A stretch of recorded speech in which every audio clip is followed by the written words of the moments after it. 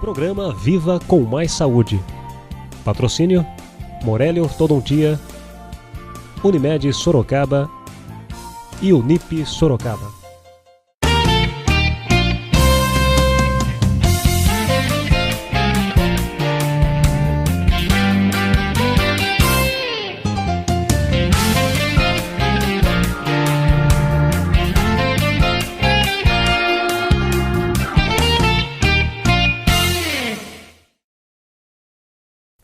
Viva com Mais Saúde, um programa idealizado pela Fundação Baldino do Amaral, realizado pela TV Com e pela TV Jornal Cruzeiro do Sul.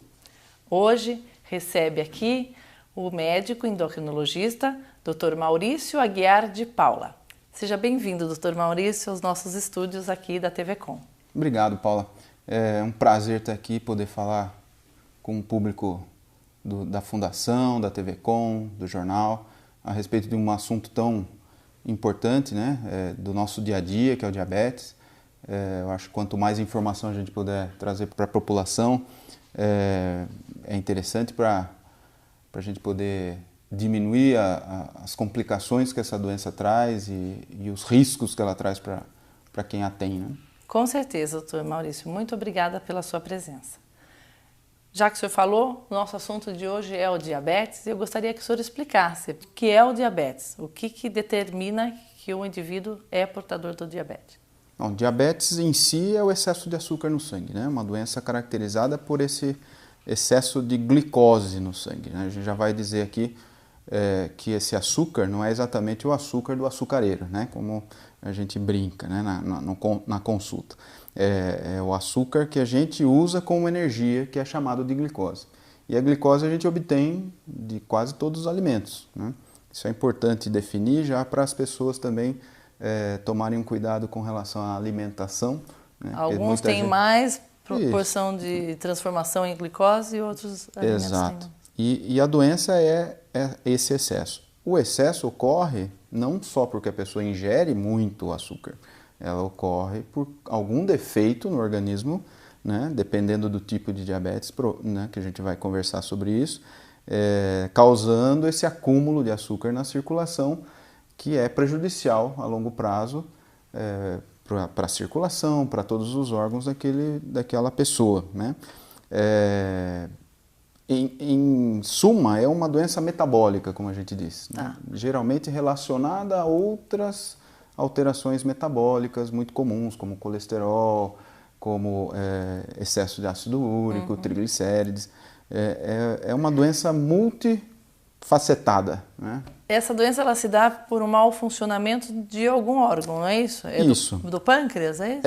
Vamos imaginar como é o normal, né? Tá. Quando a gente se alimenta, muitos alimentos, como vamos imaginar, a batata, o arroz, o pão, o amido em geral, as farinhas, né?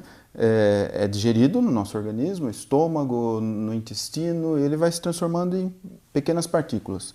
Uma das mais importantes é a glicose, que vai entrar na circulação, e essa glicose para a gente é a nossa gasolina, né? Para ela funcionar como gasolina, ela tem que entrar dentro da nossa carne, vamos dizer, nos músculos, nas células, né? Para entrar dentro das células, ela precisa da insulina. Então, a insulina é um hormônio que vem do pâncreas, né? Que é um órgão que a gente tem aqui no abdômen. O pâncreas produz a insulina. A partir do momento que a glicose está no sangue, existe uma informação. Olha, seu pâncreas tem glicose lá no sangue. Então, vai a insulina pegar essa glicose e colocar dentro da nossa máquina, vamos dizer. E aí, certo, a máquina vai funcionar com essa energia, que é a glicose, né? Esse é o normal de todo mundo.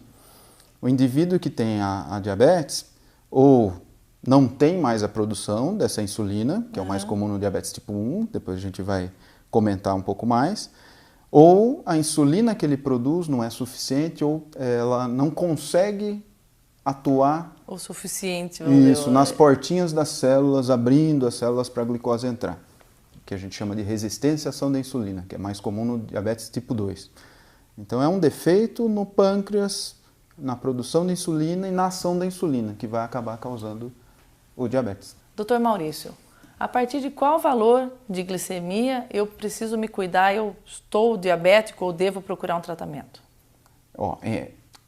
Se você passou de 100 de glicemia em jejum, né? Você foi lá com 12 horas de jejum e colheu uma glicemia, deu mais que 100, já acendeu a luz amarela, né? Assim, você já tem que ficar alerta. Até 125 a gente chama de intolerância à glicose. O mais comum é a gente falar de pré-diabetes. É uma situação que você está em risco. Se somar que você está obeso, sedentário, tem histórico familiar, não perca tempo, vá fazer uma consulta com o seu médico, talvez ele vá pedir aquela curva glicêmica, que é um exame um pouco mais específico para com uma sobrecarga de açúcar, ele vê qual é a resposta do seu organismo. Mas já deve ser procurado. Sem dúvida. Entre 100 e 125 a gente já, às vezes, até usa medicação num momento como esse. Se sua glicemia de jejum deu mais que 125, vale a pena confirmar com outro exame em um outro momento, breve, né? Porque pode ter havido algum erro de laboratório, enfim. Mas 2 exames confirmando acima de 125 é diabetes. Você vai ter que ser tratado como tal.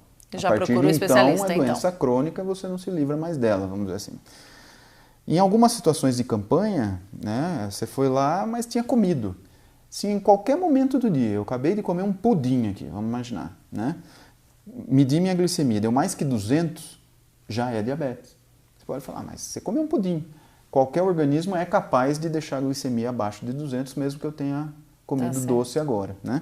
Então, se numa campanha deu mais que 200, já é diabetes. E se jejum der mais do que 120? 25, já é diabetes também. Tá certo, doutor Maurício. Então, como a gente está já falando assim, existe o diabético tipo 1 e o tipo 2. Sim. Tipo 3 ainda não inventaram. Não. Mas... não inventaram ou não descobriram, né? Mas, de fato, existem vários tipos de diabetes. Os mais comuns. Alguns muito específicos, mas na grande maioria é diabetes tipo 1, diabetes tipo 2. Então, explica pra gente o que é o diferencial entre o tipo 1 e o tipo 2. Diabetes tipo 1 é o diabetes mais comum na criança, né? De todo mundo com diabetes, vamos imaginar assim, em torno de 3% das pessoas com diabetes, até 10% em algumas regiões do mundo, de 3% a 10% pode ser o diabetes tipo 1, que é mais comum em crianças, não tem relação com o histórico familiar, aquela pessoa pode ser a primeira a desencadear diabetes na família, né? Por isso geralmente está muito relacionada a um estresse muito grande no diagnóstico, né? Porque imagine uma criança descobrindo essa doença, numa família que não existia ninguém com ela, né? Não sabe como lidar com a doença. É sempre uma novidade muito grande numa situação geralmente muito aguda, muito grave, né? Esse é o diabetes tipo 1, que ocorre normalmente por uma agressão que o pâncreas sofreu pelo próprio organismo. Às vezes a gente cria situações no organismo da gente que a gente se agride, né? Por exemplo, uma doença autoimune, como a gente chama, né? Doenças de tireoide são normalmente doenças autoimunes. A gente cria anticorpo contra a tireoide não funciona direito, ela não produz o hormônio que deveria, a gente desencadeou aquela doença. Essa criança que desenvolve diabetes tipo 1 pode ter produzido um anticorpo contra o pâncreas, justamente contra aquela célula que faz a insulina, e essa célula morre, ela para de fazer insulina. Entendi. De um dia para o outro, vamos dizer, né? Num período muito curto, ela que antes produzia insulina automaticamente para de produzir. Então o tipo 1 ele se dá, vamos dizer assim, de repente. Isso, é de uma forma muito rápida e aguda. E geralmente com muitos sintomas. Entre a infância e a adolescência. Isso, o normal é crianças e adolescentes. Pode acontecer de um adulto jovem desencadear diabetes tipo 1, né? Que a gente poderia chamar de diabetes tipo 1 tardio. Que a gente até, às vezes, fala para o paciente que foi uma bênção, talvez, né? Não ter ocorrido isso antes. Tá certo. Né? Ele provavelmente poderia ter desenvolvido isso na infância e foi só desenvolver lá aos 20 anos. Mas a grande maioria vai desencadear essa doença na infância. Quais são os sintomas do diabetes tipo 1? Como que a gente nota que uma criança, um adolescente ou que um indivíduo se tornou diabético? Isso é muito importante porque, assim, entre o tipo 1 e o tipo 2... Normalmente, o diagnóstico do diabetes tipo 1 vem com muitos sintomas precedendo esse diagnóstico. A criança perde peso abruptamente, ela começa a ter muita sede, começa a urinar demais, ter que levantar à noite para urinar, beber água, começa a ficar fraca, cansada, qualquer esforço já é Já é um cansaço. E criança a gente conhece, né? Criança é ativa, criança está agitada, de repente ela está mais amoadinha, está mais paradinha. São sintomas do diabetes, né? Que está se instalando. E normalmente isso tende a ir piorando, inclusive em algumas situações, crianças descobrem diabetes já em coma diabético, né? Num pronto-socorro, chega com falta de ar, com vômito, muito grande, com dificuldade respiratória. E isso é bem característico de uma situação que chama cetoacidose diabética, que é geralmente o que ocorre no tipo 1 no diagnóstico. Sintoma de diabetes é muito raro, né? A gente brinca até que é uma doença traiçoeira porque não dá tanto sintoma. Essa pessoa que descobriu diabetes dessa maneira, ela jamais vai poder esperar que ela tenha novamente sintomas como esse para alertar que ela, olha, minha glicemia está piorando, né? Não pode chegar nesse ponto de ter esse mal-estar dessa forma. Existe um valor de glicemia que a gente pode conviver, que já é ruim para o nosso organismo, e a gente não vai ter sintoma nenhum. Para ficar bem claro isso, o diabético tipo 1, por exemplo, que começa a urinar mais, né, ele começa a urinar mais porque com 180 de açúcar no sangue, a gente já começa a eliminar açúcar pela urina.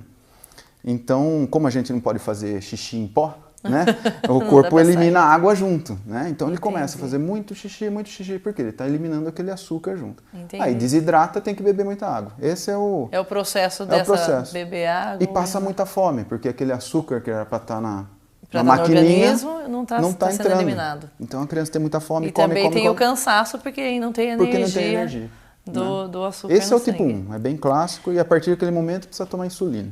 Tá certo. O tipo 2 é tipo diferente. 2. Tipo 2 é o adulto, né? É o sujeito que tem fatores de risco para isso, né? É uma doença epidêmica hoje em dia, no mundo todo existe uma preocupação muito grande com a evolução do diabetes, né?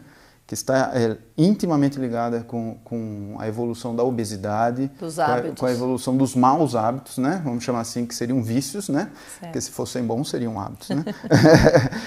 Sedentarismo, obesidade, excesso de ingesta de gordura, de álcool, né? O próprio fumo, tudo isso carregado com a genética, né? Então, meu pai diabético, minha mãe, meu avô, né? Tudo isso podendo desencadear um processo que é mais lento, é insidioso, mas a longo prazo vai causando uma dificuldade em que a insulina começa a trabalhar. Mas ela vai aos poucos. Ela vai se instalando aos poucos. Esse é o grande, vamos dizer, pulo do gato, né? Se é uma doença que se instala aos poucos, por que esperar lá na frente chegar no diagnóstico? Limite máximo da doença? O que todas as sociedades de diabetes têm brigado no mundo todo é trabalhar quanto mais cedo nesse indivíduo de risco, né? Então, sujeito obeso, que tem histórico familiar, está próximo aos 40, tentar mudar os hábitos, né? Eu acho que a campanha da Fundação tem tudo a ver com isso, né? Viva com mais saúde. Exatamente. Se você se alimentar bem, se você procurar fazer uma atividade física, você não precisa virar atleta, né? Fazer uma atividade física regular, diária, tentar ter um pouco menos de estresse, né? Acho que a gente pode tentar viver com um pouco menos de estresse. Claro. Procurar menos problema, pelo menos. Porque eles vêm até a gente para que procurar. Então, isso seriam medidas preventivas. Exatamente esse tipo ponto 2. que eu queria tocar com o senhor, doutor Maurício. O que se pode prevenir, por exemplo? O tipo 1, que é uma doença que se instala repentinamente, sem avisos prévios. Sim, Existe como prevenir o diabetes tipo 1? Não, justamente por ser uma situação imprevisível. Né? Tá, mas o tipo 2, como o senhor disse que é a doença dos maus hábitos, vamos dizer assim, dá para prevenir. Sim. Pessoas com fator de risco, pessoas que estão em obesidade, pessoas que estão sedentárias, se elas deixarem de ser, existem números comprovando isso. Se o indivíduo é sedentário e deixa de ser sedentário, que basta você caminhar meia hora por dia, por exemplo, e você já deixou de ser sedentário, você diminui em 30%, pelo menos, o risco de desencadear diabetes. Isso é uma atitude preventiva sem custo. Simples de ser tomada. Simples, não é? E extremamente salutar, né, para o resto da sua vida. Me fale uma coisa, doutor Maurício, homens ou mulheres, existe um grupo de maior risco para essa doença? Não há diferença, é uma doença que não separa sexo, religião, cor,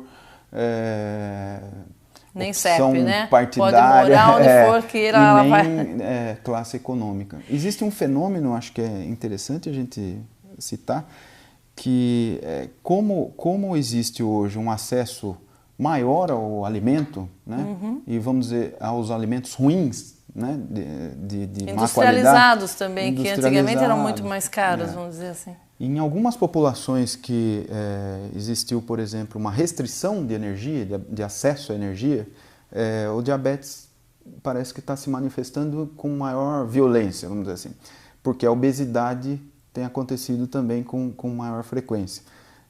Existe uma certa relação entre você ter um organismo que já sofreu uma restrição de energia, vamos imaginar alguém que passou fome, né? Ou alguém que teve alguma dificuldade de acesso, com de repente um acesso a essa energia toda e um acúmulo exagerado. Essa pessoa pode ter maior risco também para diabetes. Então, talvez em algumas regiões a gente pode até ver um aumento mais significativo, né, da doença. Mas todo mundo está sob risco, né? Todo mundo de qualquer idade? Existe uma idade, a não ser essa do tipo 1, vamos dizer que ela se manifesta rapidamente na infância, na adolescência. O tipo 2, existe uma idade mais crítica, a partir da qual a gente deve tomar cuidado? Até então a gente tem a recomendação de orientar que a partir dos 40 você observe, né? Ou faça o exame para investigar se você realmente já tem um diabetes ou pré-diabetes, né? Mas infelizmente por esses maus hábitos, né? A gente tem tido diabetes tipo 2, não o tipo 1, o tipo 2 já se manifestando em adolescentes. Mesmo tipo 2.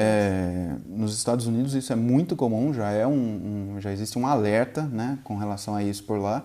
Aqui a gente já está começando a ter que enfrentar essa situação por conta de videogame, internet, batata frita, né, hambúrguer, e essa vida que a criança leva hoje, né? Falta de segurança, enfim, vários motivos a gente está deixando as crianças dentro de casa, sedentárias e comendo, né? E as crianças não eram sedentárias, não é para ser, né? É para brincar, é para se movimentar. Pipa, né? Jogar uma bola. Como que faz para conviver com o diabetes? Porque é uma doença que o senhor disse, ela vem devagar às vezes, ou rapidamente, não importa de que forma ela venha, mas hoje em dia tem tratamentos eficientes, as drogas são mais eficazes. Como se dá esse tratamento do diabetes? Eu acho que a conversa continua no mesmo tom, né? Aquilo que eu disse. Não é uma condenação. Você teve o diagnóstico, né? Ótimo, você não preveniu antes. Comece a se prevenir agora das complicações. Como que você vai conviver com essa doença sem que ela te traga problemas? Se alimentando bem, fazendo atividade física, tudo aquilo que você deveria ter feito. Que você não fez na lição de casa, vai fazer na recuperação. É engraçado que alguns pacientes, eles até dizem, olha, você sabe que até foi uma boa para mim, né? É interessante isso, eles não falam pejorativamente, não é uma situação, né? Olha, a partir daquele momento eu tomei consciência e hoje existem atletas que são diabéticos, por conta do descobrimento do diabetes. Porque começam a se exercitar. Um menino que começou a nadar porque seria bom. Tem um americano com 9 medalhas em Olimpíada que é diabético tipo 1. Olha só que interessante. Quer dizer que o diabetes não é empecilho para que a pessoa tenha uma vida normal. Pelo contrário, ele vai passar a viver de um jeito, ou deveria passar a viver de um jeito como todo mundo. Mais saudável. Comendo bem, fazendo exercício, controlando o estresse, olhando para a saúde, né? Procurando um médico com frequência, fazendo exames, tomando os remédios adequados, né? E aí o diabético, ele toma insulina todo dia, uma vez por dia? Isso vai depender do tratamento? Esse é o diabetes tipo 1, né? O diabético tipo 1, a partir do momento do diagnóstico, precisa tomar insulina todo dia, né? Ele parou de produzir, ou ele tem muito pouca insulina, então ele precisa tomar. Existem tipos diferentes de insulina, né? A insulina, por exemplo, que nós temos na rede pública, a insulina humana NPH, ela tem uma ação de 8 a 12 horas no nosso organismo. Então, pelo menos 2 vezes por dia, aquela criança vai ter que aplicar insulina.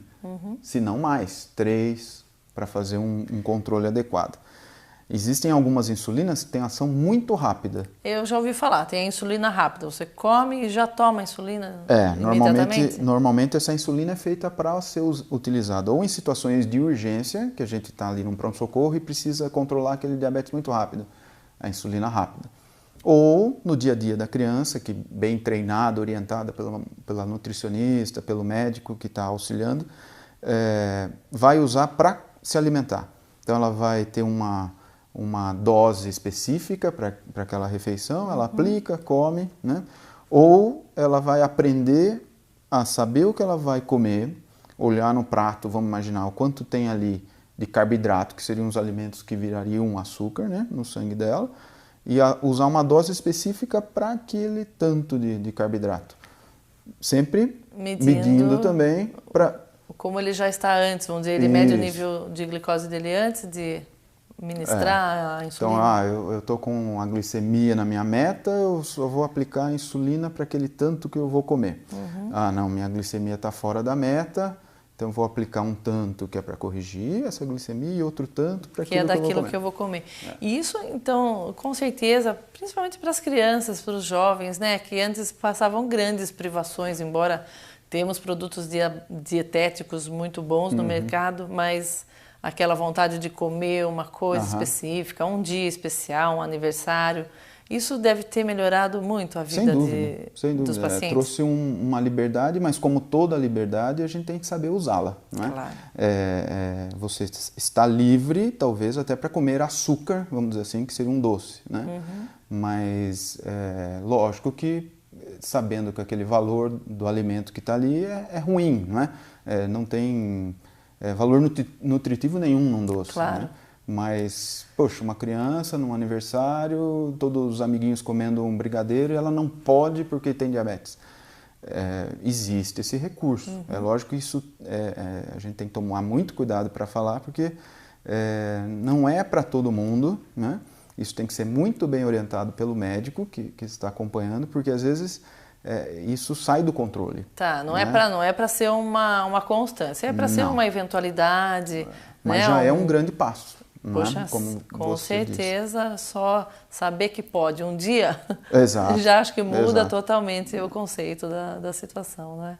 Esse é o tipo 1, essa é a vida do diabetes tipo 1. E o tipo 2 também não vai poder comer porque vai ter que evitar um pouco, segurar se a onda. Normalmente está relacionado à obesidade, ele precisa melhorar os hábitos primeiro. Existem algumas complicações do diabetes? O que a gente precisa estar aí tomando cuidado para que essa pessoa que tem o tipo 1 ou o tipo 2 não chegue a um fator aí, a um limite de alguma agravação da doença? Tem alguma complicação? Sem dúvida. O grande X da questão diabetes são suas complicações, né? Diabetes, diretamente, ela não vai causar o óbito de ninguém, muito raramente. Vai matar alguém, né, o diabetes. Em situações muito extremas pode acontecer. Mas, normalmente, o que ela vai fazer aos poucos e alterando o nosso organismo, se não bem controlada, né? Ela vai causando doenças nos nossos vasinhos, vamos imaginar. Tá. Esse excesso de açúcar circulando no sangue sem necessidade vai lesando os vasos. Imagine a gente com um monte de caninhos aqui hidráulicos, né?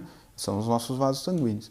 Eles são muito importantes em todos os lugares do corpo, na retina, no rim, no coração. E essa lesão que vai acontecendo nos vasos vai causar doenças nesses órgãos. Né? Os mais comuns? Retina. Né? Hoje em dia, ainda no Brasil, a maior causa de cegueira é diabetes. Não diga. A maior causa de amputação não traumática, né?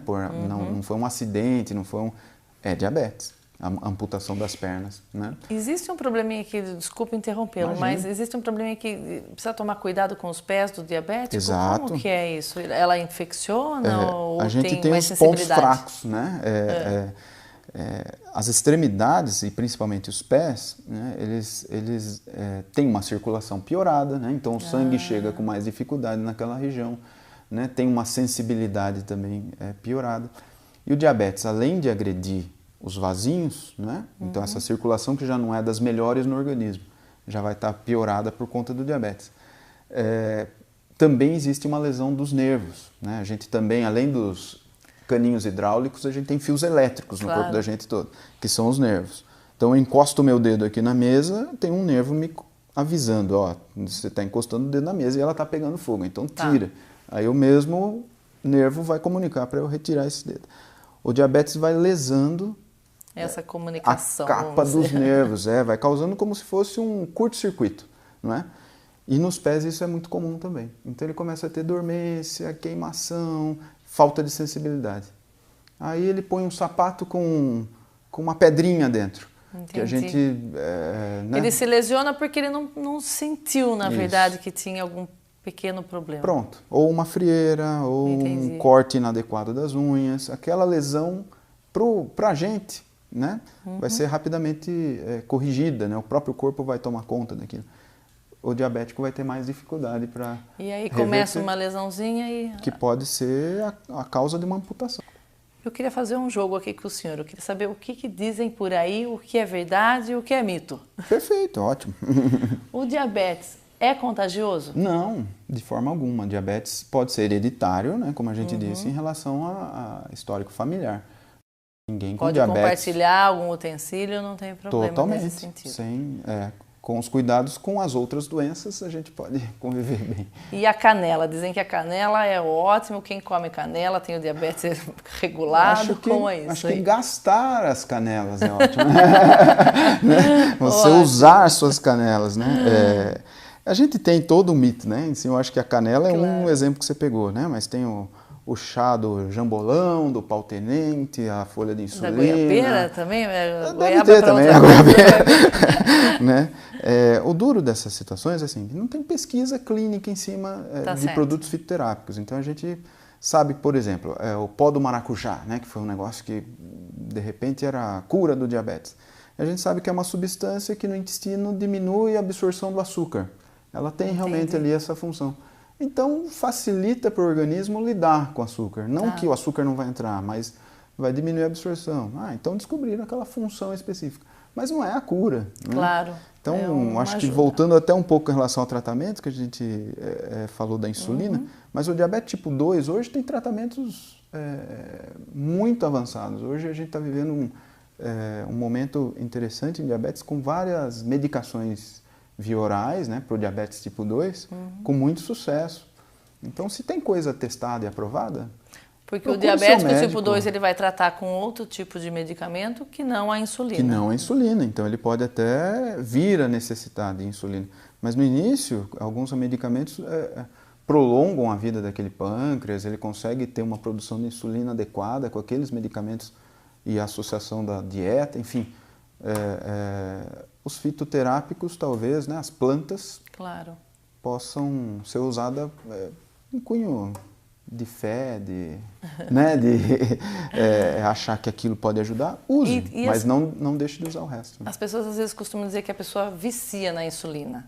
Como que é? Isso é uma situação bem complicada para a gente, principalmente em tipo 2, quando a gente sugere o uso de insulina. Né? Existe um preconceito contra a insulina. E é engraçado que não é contra a agulha. A gente sempre imaginou que a pessoa tinha medo de injeção. Da agulha. Até o ponto que surgiu uma época no mercado uma insulina que era inalada. Mas se a gente falava aquela insulina, a pessoa tinha medo de usar da mesma maneira. Porque ela acha que ela vai viciar na insulina. Ou vai viciar, ou meu pai, quando começou a usar, perdeu a perna, perdeu a vista, porque era deixado para usar numa situação muito tardia. Então a insulina é bom pra gente. A gente tem, eu tenho, você tem. Ter que usar insulina não é nenhum prejuízo. Na verdade é porque a pessoa precisa utilizar. Está precisando, não vai ficar... ela está usando porque se o médico indicou, na hora certa. E né? como tudo que a gente trata aqui no nosso programa, então fica aí o recado que a prevenção é realmente o melhor remédio. Eu acho que ainda se você deixar para esperar com célula-tronco, vamos imaginar, com as medicações novas que a gente tem na mão, começar a tratar só depois que a doença se instalar, talvez você tenha muita chance de se dar bem ainda, existem muitas soluções. Mas a prevenção, você não vai precisar de nada disso, né? Talvez então, uma caminhada, uma boa alimentação. Vamos lá usar as canelas, vamos nos exercitar, vamos tomar conta da alimentação e com certeza procurar uma vida saudável. Muito obrigada, Dr. Maurício, pela sua grande ilustração aqui. O senhor apresentou coisas muito interessantes. Muito obrigada pela sua presença. Imagina, disponho. Acho que eu que tenho que agradecer, porque é um espaço importante para a gente, né? A gente fica ali todo dia com um paciente falando tudo isso, né? Acho que num momento como esse a gente tem a oportunidade de falar para tanta gente de repente, o que a gente não consegue ali no dia a dia, e que isso se replique, né? Eu acho que quem puder pegar essa informação e transformar em outra dentro de casa, nos seus amigos, eu acho que isso tem que ser uma corrente do bem, né? Com certeza. A gente joga tantas correntes ruins. É o nosso trabalho aqui. Ótimo. E se você tiver a oportunidade de fazer um teste de insulina, faz o furinho no dedinho. De glicemia. Tem né? de glicemia. Pode fazer esse teste na rede pública, nas campanhas Exato. que as prefeituras fazem. Utilize-se desse recurso, porque o quanto antes você tiver consciência disso, com certeza melhor vai ser o seu tratamento. Obrigada, Dr. Maurício, e viva com mais saúde.